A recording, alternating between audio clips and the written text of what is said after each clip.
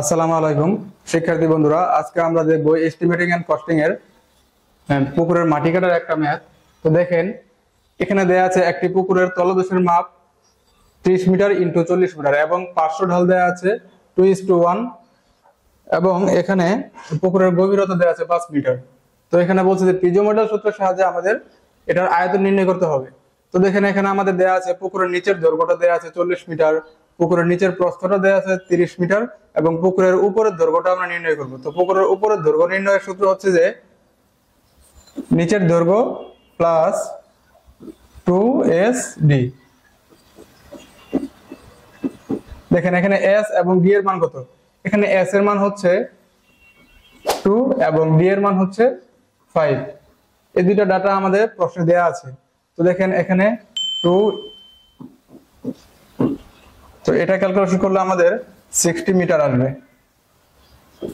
তো একইভাবে পুকুরের উপরের প্রস্থ আমরা নির্ণয় করব। তো উপরের প্রস্থ নির্ণয় করার জন্য নিচের প্রস্থের সাথে 2sd যোগ করতে হবে। তো 2sd যদি যোগ করি তাহলে এটা আসবে 30 প্লাস 2 ইন্টু 2 ইন্টু d এর মান হচ্ছে 5, এটা আসবে 50 মিটার। তো দেখেন এখন আমাদের a1 যদি আমরা লিখি, a1 লিখতে পারবো 40 ইন্টু 30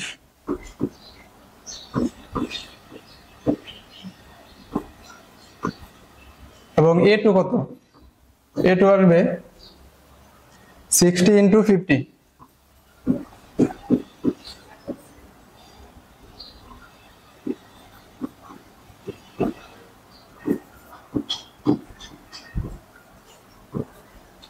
এটা আসবে।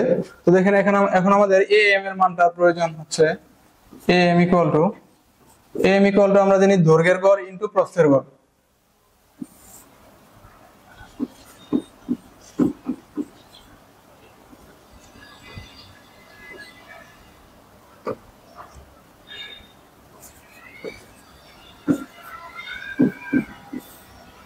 চল্লিশ প্লাস 60 অর্থাৎ দৈর্ঘ্যের গড় ইনটু প্রস্থের গড় 30 প্লাস 50।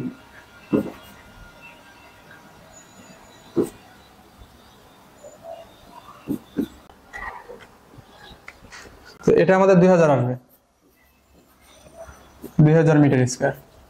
তো দেখেন পিজো মডেলের সূত্রটা হচ্ছে VP equal to d/6 a1 plus a2 plus 4 into an।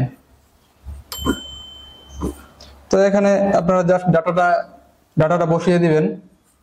5/6 a1 হচ্ছে, a2 হচ্ছে 3000 প্লাস 4 ইন্টু am হচ্ছে 2000।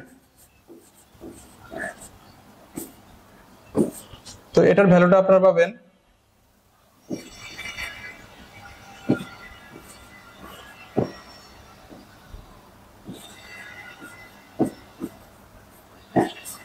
এটা হচ্ছে আমাদের কাঙ্ক্ষিত উত্তর।